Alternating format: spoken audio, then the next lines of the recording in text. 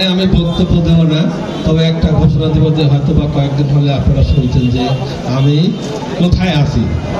এখানে আমি ঘোষণা দিচ্ছি আমি রঞ্জুর সাথেই আছি। আপনারা সবাই তো রঞ্জুর সাথে আছেন, ইনশাল্লাহ যতদিন রাজনীতিতে আছি রঞ্জুর সাথে থাকবো, থাকবেন।